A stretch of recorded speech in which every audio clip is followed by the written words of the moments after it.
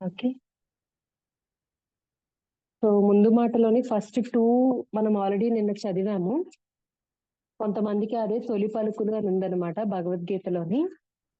So, మనం already Bhagavad Gita యొక్క తత్వం అన్నది ఆల్రెడీ మనం చూసాము. ఓకే. సో, ఇప్పుడింకా మనం ఏంటంటే ఒక్కొక్క పారా చదువుకుంటూ దాని గురించి డిస్కషన్ చేసుకుంటూ ముందుకు వెళ్ళిపోదాము. సో, ఎవరి దగ్గరైతే ఈ పుస్తకం ఉందో అందులో 18th పేజీలో మనం చదువుతున్నాం ఈరోజు. ఈ విషయంలో నాకేదైనా గౌరవం కలిగిందంటే అది నేను ఎటువంటి కల్తీ లేకుండా భగవద్గీత యథాతథమును వ్యాఖ్యానించే యత్నము చేయడం మాత్రమే. నా భగవద్గీత యథాతథము వ్యాఖ్యానానికి ముందు ఉన్నట్టి ఆంగ్ల భగవద్గీత గ్రంథాలన్నీ ఎక్కడో వ్యక్తి స్వీయాభిలాషను తీర్చుకోవడానికే రచింపబడ్డాయి. కానీ భగవద్గీతను యథాతథంగా ప్రసాదించే మా యత్నము దేవదేవుడైన శ్రీకృష్ణుని కార్యాన్ని తెలియజేయడమే. శ్రీకృష్ణుని సంకల్పాన్ని చెప్పడమే మా కోరిక గాని రాజకీయ నాయకుడు, తత్వవేత్త లేదా వైజ్ఞానికుడు వంటి ఎవడో మానసిక కల్పనాపరుని సంకల్పాన్ని కాదు. ఎందుకంటే వారికి ఇతర జ్ఞానం ఎంత ఉన్నప్పటికీ శ్రీకృష్ణునికి సంబంధించిన జ్ఞానము స్వల్పంగా ఉంటుంది. మన్మనాభవ మద్భక్తో మధ్యాజీ మాం నమస్కురు అని శ్రీకృష్ణుడు అన్నప్పుడు నామమాత్ర పండితులలాగా కాకుండా మేము శ్రీకృష్ణుని అంతరాత్మకు భేదాన్ని చెప్పము. శ్రీకృష్ణుడు పూర్ణుడు. కృష్ణుని నామానికి, కృష్ణుని రూపానికి, కృష్ణుని గుణాలకు, కృష్ణుని లీలలకు భేదము లేదు. పరంపరా విధానములో గురు శిష్య పరంపరలో కృష్ణ భక్తుడు కానట్టి వ్యక్తికి శ్రీకృష్ణుని ఈ పూర్ణ స్థితిని అర్థం చేసుకోవడం చాలా కఠినము.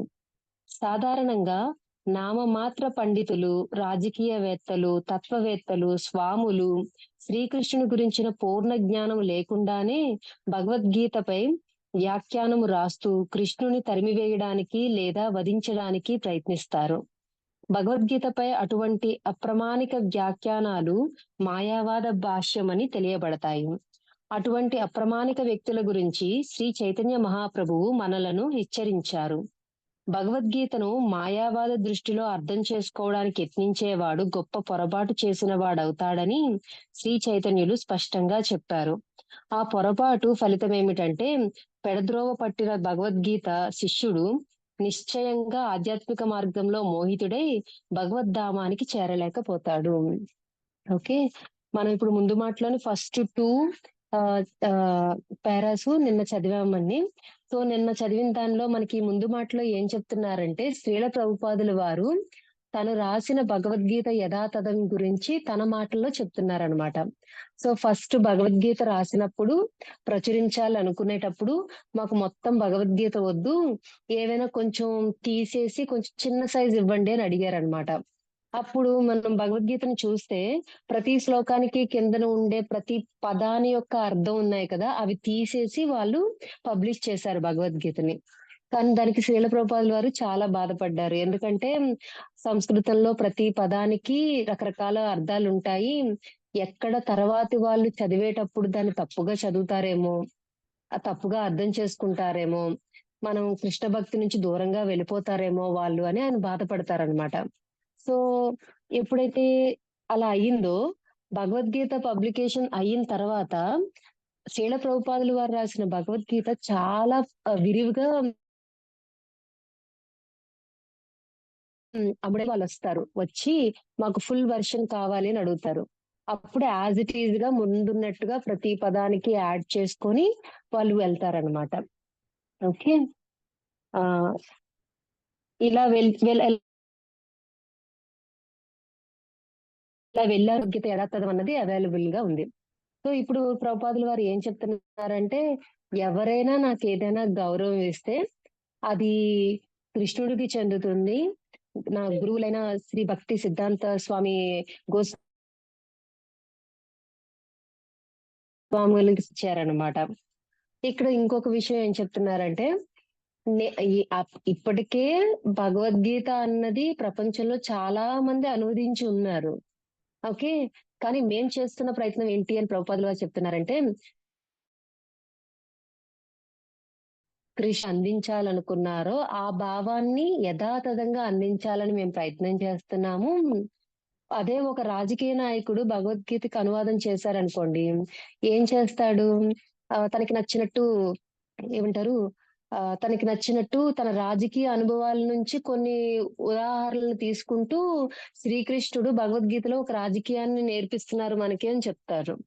అదే ఒక బిజినెస్ మ్యాన్ అనుకోండి, ఈ భగవద్గీతలో మనం ఒక కస్టమర్‌తో ఎలా డీల్ చేయాలో ఉంది అన్నట్టు చెప్తారనమాట. వాళ్ళు చివరికి ఎలా ఎళ్ళిపోతుందంటే శ్రీకృష్ణుడిని ఏకంగా పక్కకి జరిపేసి భగవద్గీత మొత్తం అంతా ఉపోద్ఘాతం ఇచ్చేస్తూ ఉంటారు. సో, ఇక్కడ మనకేం చెప్తున్నారంటే, ఇక్కడ మేము అలా చెయ్యాలనుకోవట్లేదు. ఈ భగవద్గీత యథాతథంలో శ్రీకృష్ణుడు ఏం చెప్పాలనుకుంటున్నారో దాన్ని యాజ్ ఇట్ ఈస్‌గా చెప్పాలని ప్రయత్నిస్తున్నాను అని చెప్తున్నారనమాట. సో, అప్పుడే ఆ భగవద్గీతకు ఒక విలువుంటుంది. అప్పుడే ఆ భగవద్గీత చదివిన వాళ్ళు భగవంతుడి మీద ప్రేమను పెంచుకొని, భక్తిని పెంచుకొని, భగవంతుడిని చేరుకోగలరు అని చెప్పి చైతన్య మహాప్రభువు చెప్పారు అని మనకి శ్రీల ప్రభుపాదుల వారు ఈ పారాలో చెప్పారు. ఓకేనా మాతాజీ? నెక్స్ట్ పారా చదువుతున్నాను. ఇంకెవరైనా చదువుతారా ఇక్కడ? భగవద్గీత ఉందా ఎవరి దగ్గరన?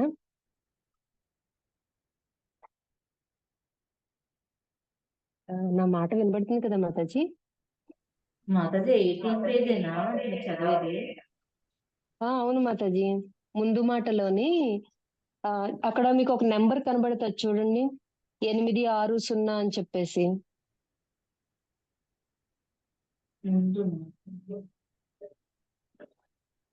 మీరు తొలి పలుకు తీసారా మాతాజీ? తొలి పలుకులో ఇప్పుడు 4గో పేరా చదవాలి మాతాజీ.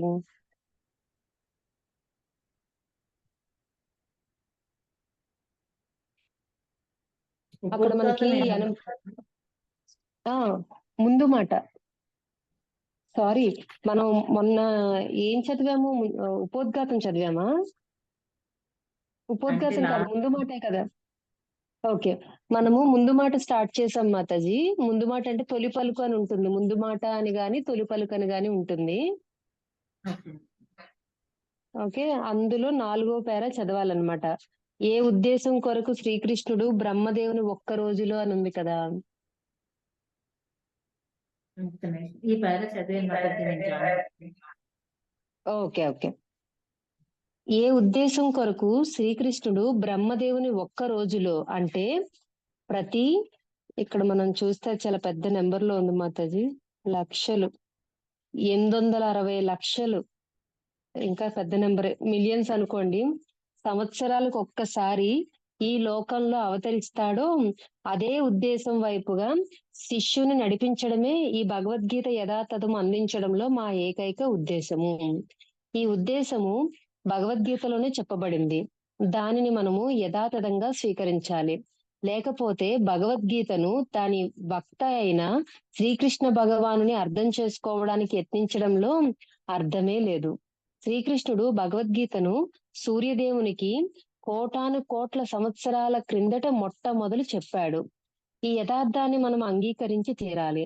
ఆ విధంగా ఎటువంటి స్వంత వ్యాఖ్యానాలు లేకుండా శ్రీకృష్ణుని ప్రామాణికతపై భగవద్గీత యొక్క చారిత్రక ప్రాధాన్యతను అర్థం చేసుకోవాలి.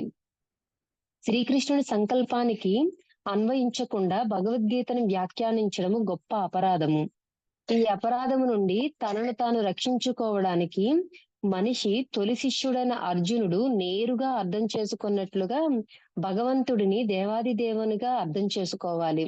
అటువంటి భగవద్గీత అవగాహన జీవన కార్యాన్ని నెరవేర్చడంలో మానవ సమాజ సంక్షేమానికి నిజంగా లాభకరమైనది, ప్రామాణికమైనది. ఇక్కడ మనకి శ్రీల ప్రభుపాదులు వారు ఏం చెప్పాలనుకుంటున్నారంటే, శ్రీకృష్ణ భగవానుడు ఏంటంటే బ్రహ్మదేవుడికి ఒక వరం ఇస్తారనమాట. బ్రహ్మదేవ, నీ రోజులో ఒక్క రోజు అంటే బ్రహ్మదేవుడు 100 సంవత్సరాలు, కానీ ఆ 100 సంవత్సరాలు అంటే మన సంవత్సరాలు కాదండి. బ్రహ్మ సంవత్సరాలని దాన్ని 100 దివ్య సంవత్సరాలు అంటారనమాట.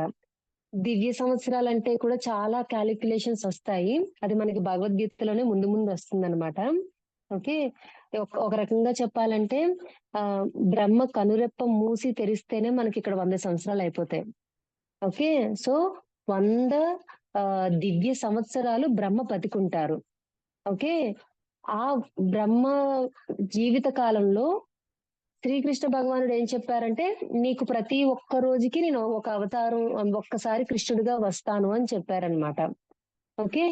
సో, ఎందుకు శ్రీకృష్ణుడు బ్రహ్మకు ఒక్క రోజులో వస్తానని చెప్పారు అంటే, సేమ్ మనకు అందరికీ తెలిసిందే.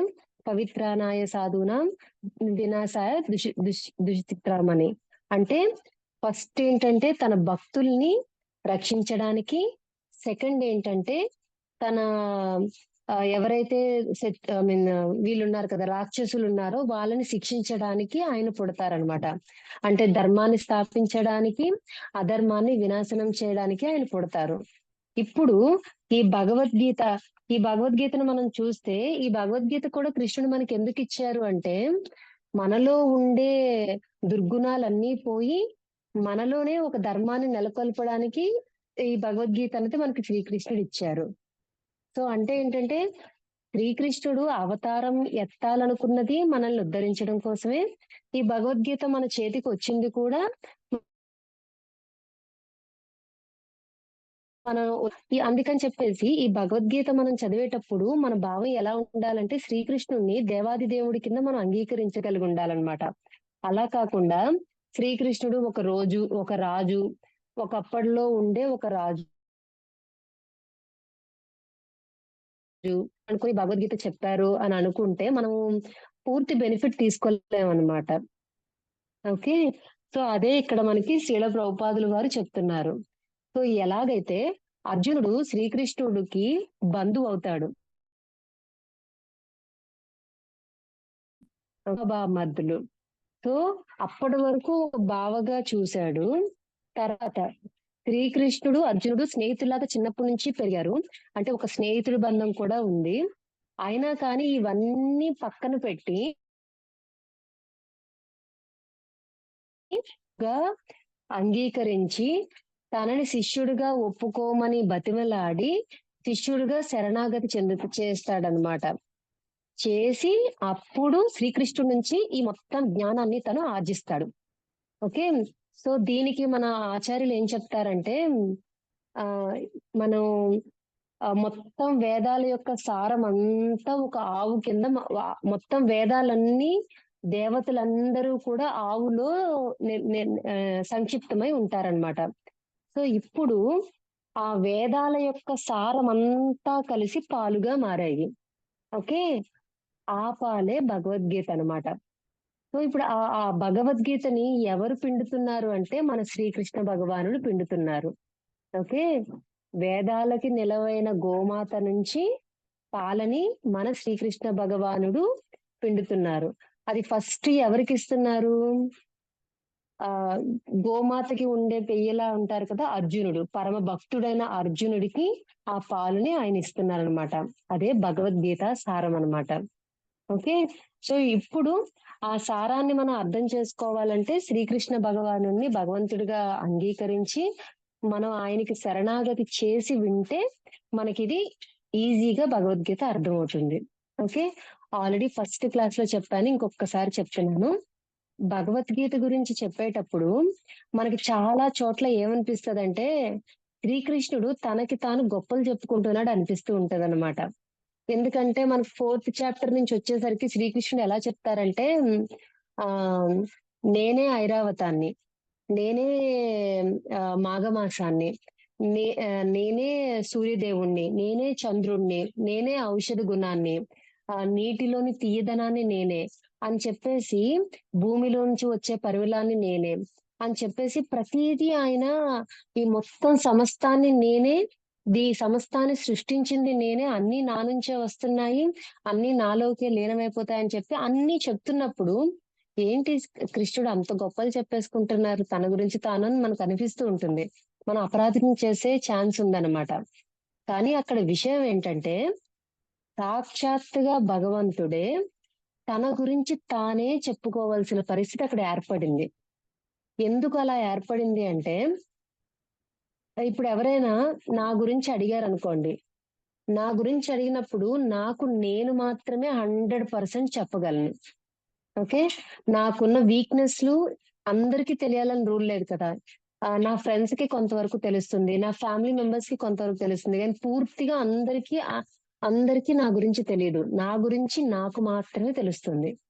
ఓకే. అలాగే ఒకవేళ ఎవరైనా వచ్చి సపోజ్ ఎగ్జాంపులే తీసుకుందాం. మన పద్మజ మాతాజీ వచ్చారు. వచ్చి వేరే వాళ్ళకి నా గురించి చెప్పడం మొదలుపెట్టారనుకోండి. అప్పుడు అవతల వాళ్ళు అడిగే క్వెషన్ ఏంటంటే, "మీకెలా తెలుసండి వాళ్ళ గురించి? మీకు పూర్తిగా తెలియాల్సిన అవసరం లేదు కదా! ఏమో మీరు తప్పుగా అనుకుంటున్నారేమో" అని మనం పక్కదారి పట్టే ఛాన్స్ ఉంది కదా! సో, శ్రీకృష్ణ భగవానుడికి కూడా తెలుసు. కలియుగంలో అనవసరంగా తర్కించే వాళ్ళు చాలా మందుంటారు. సో, ఇప్పుడు శ్రీకృష్ణుడు తన గురించి తాను కాకుండా వేరే వాళ్ళ చేత చెప్తే, ఎందుకండి గొప్పలు జెప్తారు ఆయన గురించి? ఆయనకేమంత లేదు. అవి నిజాలు కావు. మీకెందుకు అంతవరకు తెలుసు?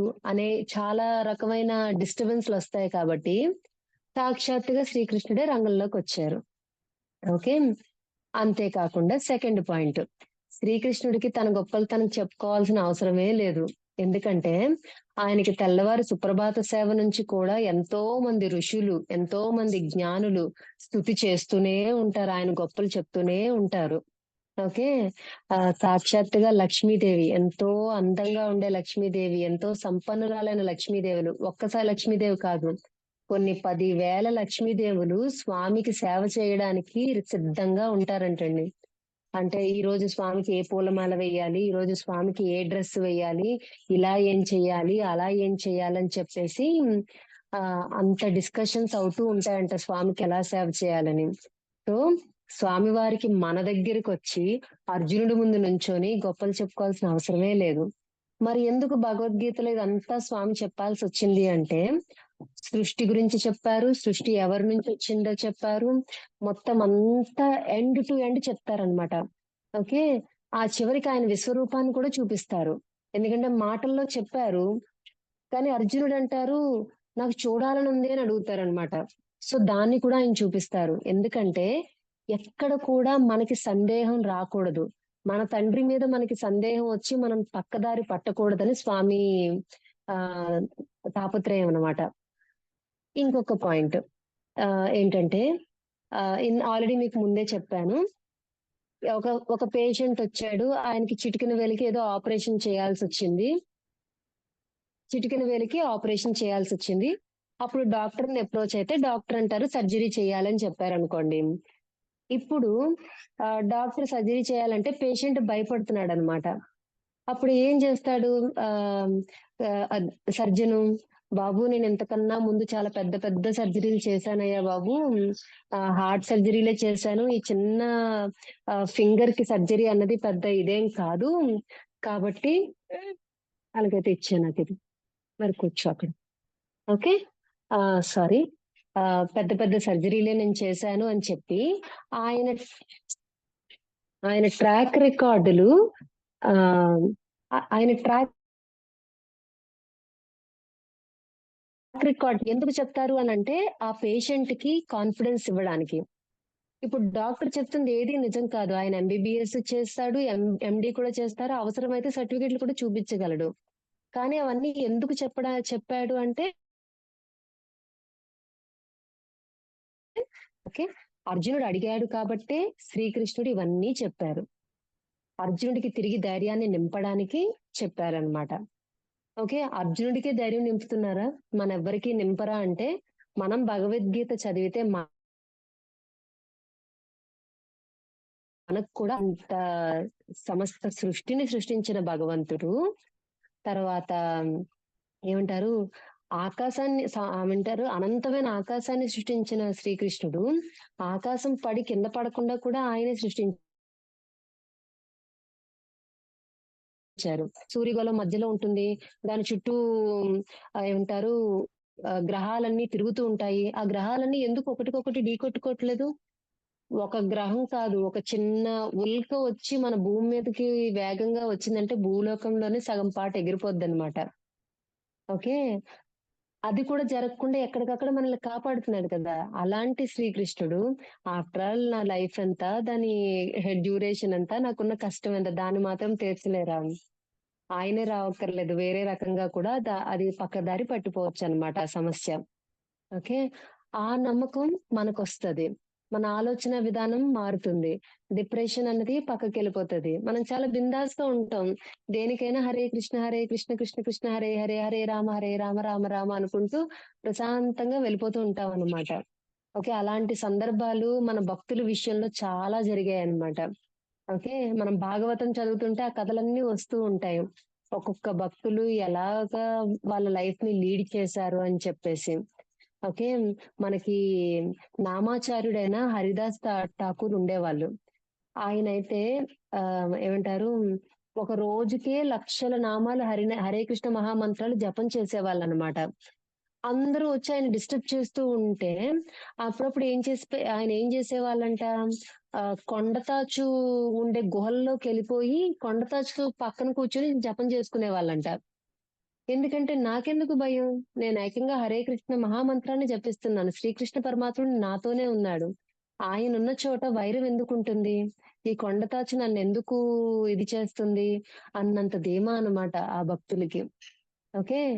ఇంకొక ఆయన ఉంటారనమాట. బిల్వమంగళ ఠాకూర్ ఉంటారు. ఆయన ముకుందమాల స్తోత్రం రాస్తారు. అందులో అయితే భగవద్గీతలోని, భాగవతంలో ఏదైతే ప్రేముంటుందో దాన్ని చాలా సింపుల్ వర్డ్స్‌లో ఆయన మెన్షన్ చేస్తారు. అందులో కూడా ఆయనేమంటారంటే ఒక దగ్గర ఒక కథ ఉంటదనమాట. ఒకతనికి పాము కాటేస్తది. ఆయన కృష్ణ సేవ చేస్తూ ఉంటారు. అప్పుడు కృష్ణ సేవ చేస్తూ ఉంటే ఎవరో వచ్చి, "బాబు నీకు పాము కాటేసింది. రండయ్యా బాబు నీకు పాము కాటు తీసే విరుగుడిస్తాను" అంటే, "నేను కృష్ణ సేవ చేస్తున్నాను. ఆహ్, నా లోపలే బోలెడంత విషం ఉంది. కల్మషాలున్నాయి. ఆ విషంతో పోలిస్తే ఈ త్రాచుపాము విషం నాకేం జేస్తది? కాబట్టి నాకేం కాదులే మీరెళ్ళండి" అంటారు. అప్పుడు సాక్షాత్‌గా పరమాత్ముడే వస్తారనమాట. వచ్చి "ఎందుకయ్యా ఇలా చేస్తున్నావు? రావయ్యా నీకు విషం తీసేస్తాను" అనంటే, అప్పుడు కూడా అతనంటారనమాట. "అప్పుడు ఎందుకింత నువ్వు ఆత్రుత పడుతున్నావు నాకు విషం తీయడానికి? ఈ విషం తీసేస్తే నాకు ఈ ఈ తీయకపోతే ఏమవుతుంది? తీస్తే ఏమవుతుంది? ఈ విషం తీసేసావనుకో, ఇక్కడ విగ్రహం రూపంలో ఉన్న నీకు నేను సేవ చేస్తాను. ఈ విషం తీయలేదనుకో, ఈ దేహం వదిలేసి ఆత్మగా నీ దగ్గరకొచ్చి నీకు సేవ జేస్తాను. ఏదైనా నీకు సేవ చేయడమే కదా నాకు ఉన్న కర్తవ్యము.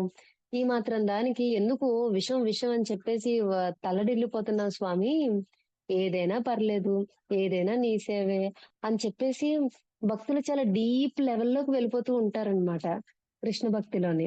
సో, అంత ప్రేమ మనకి కలగాలి అంటే మనం భగవద్గీతని యథాతథంగా చదవాలి. శ్రీకృష్ణుడు మనకి ఎలా చెప్పారో అలా చదవాలి. ఆయన మనకి నేనే అగ్నిని అంటే ఆయన అగ్ని. అంటే అగ్నిలో ఆయన్ని చూసే మనస్తత్వం మనకి రావాలన్నమాట. అప్పుడు ఎటువంటి అపరాధాలు జరగవు.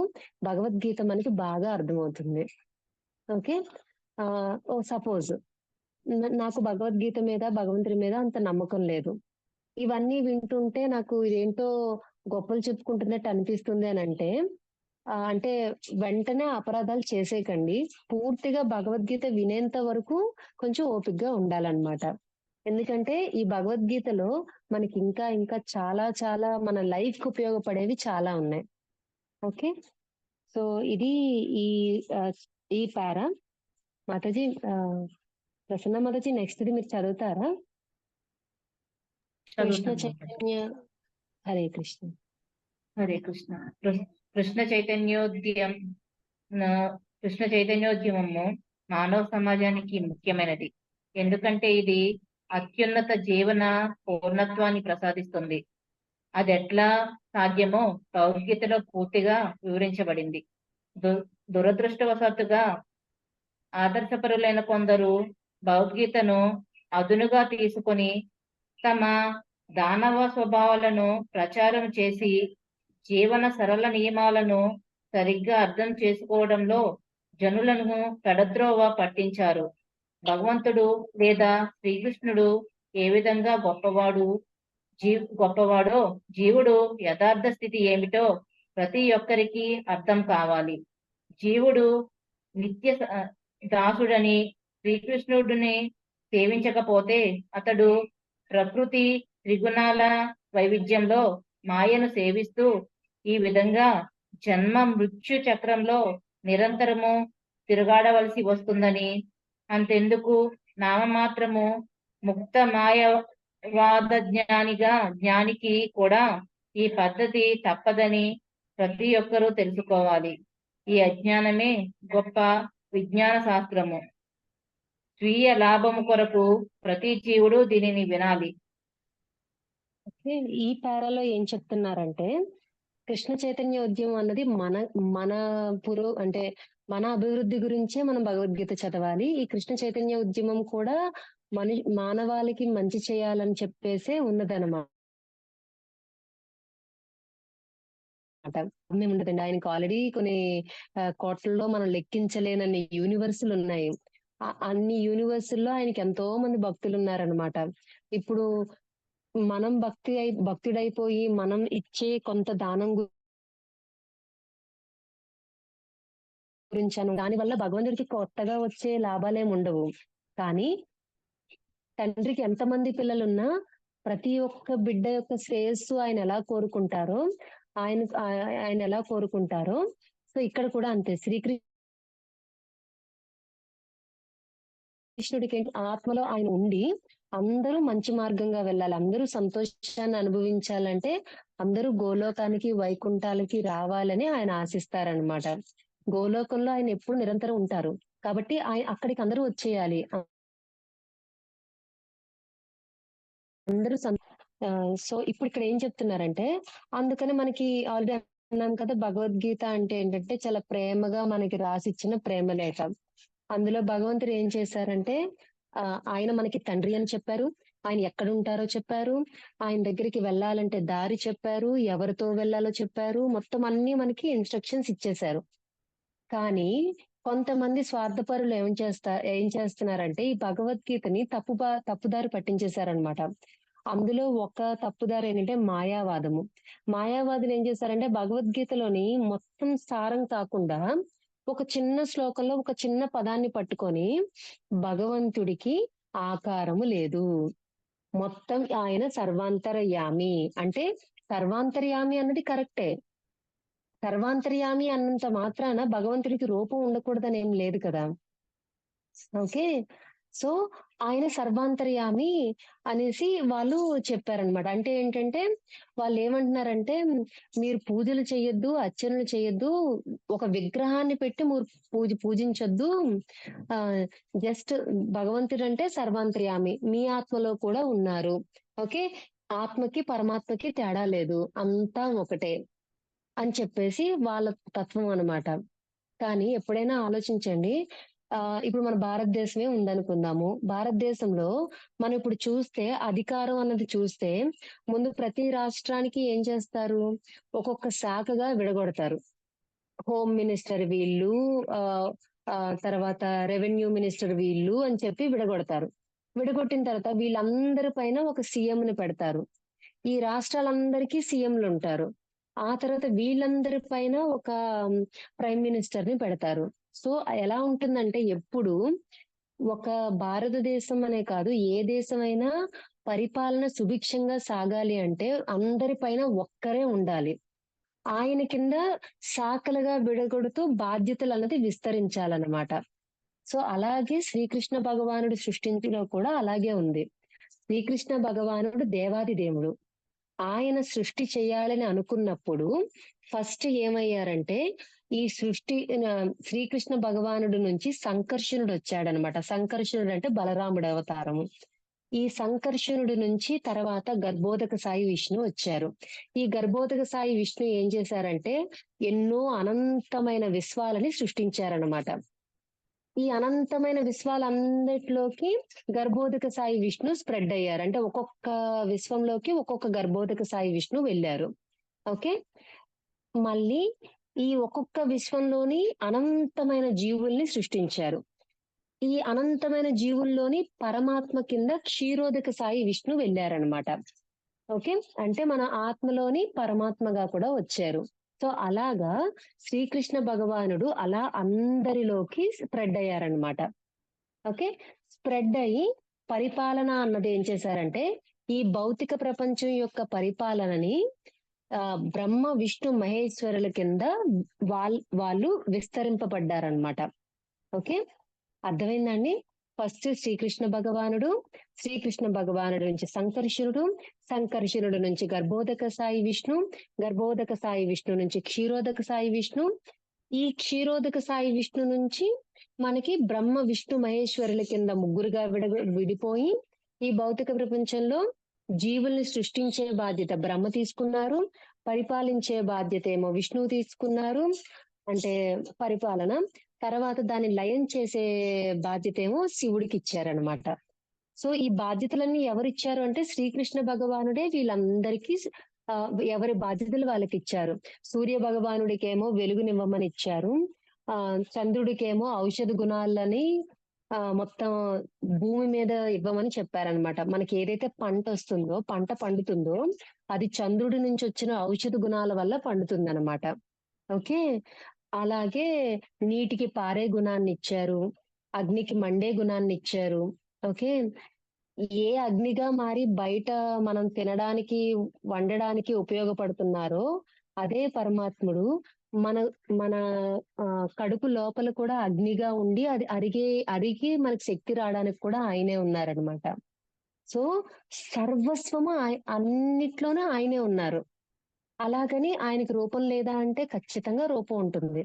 ఇంతమందికి రూపం ఇచ్చిన భగవంతుడికి ఆయనకి రూపం ఉండదా? ఆయన కోరుకున్న రూపం ఆయనకు వస్తది. ఒప్పుకుంటారా మాతాజీస్ అందరూను? ఓకే. ఆయన ఆ నరసింహ అవతారంగా రావాలి అనుకుంటే సగం నరుడి కింద, సగం సింహ రూపంలో కింద ఆయన రాగలడు. ఒక మత్స్యం కింద రావాలంటే మత్స్య అవతారంలో వచ్చాడు. కూర్మంగా రావాలనుకుంటే కూర్మ అవతారంలోకి వచ్చాడు. ఒక చెక్కలా రావాలంటే జగన్నాథుడి కింద వచ్చాడు. ఓకే. ఒక రాజుగా రావాలనుకుంటే రాముడి కింద వచ్చాడు, పరశురాముడి కింద వచ్చాడు, కృష్ణుడి కింద వచ్చాడు. ఓకే. ఒక శాంతి దూతగా రావాలంటే బుద్ధుడి కింద వచ్చాడు. ఓకే. ఆ కలిని అంతం చేయాలి అనుకునేటప్పుడు కల్కిగా మనకు వస్తాడు. ఓకే. భగవంతుడు రావాలనుకుంటే ఏ అవతారంలోనైనా రాగలడనమాట. కానీ ఈ అవతారాలన్నిటికీ మూల పురుషుడు ఎవడు అంటే శ్రీకృష్ణ భగవానుడు అనమాట. ఇప్పుడు నేను మీకు ఏదైతే చెప్పానో ప్రతిదీ భగవద్గీతలో ఉంది, మళ్ళీ అది రిపీట్ అవుతుంది కూడాను. ఓకే మాతాజీ. ఆ ఇంకా ఇదంతా. సో ఇప్పుడు ఇదంతా శ్రీకృష్ణుడు ఎక్కడుంటాడని మీకు చెప్పాను? గోలోకంలో ఉంటారు అని చెప్పాను. ఓకే. గోలోకంలో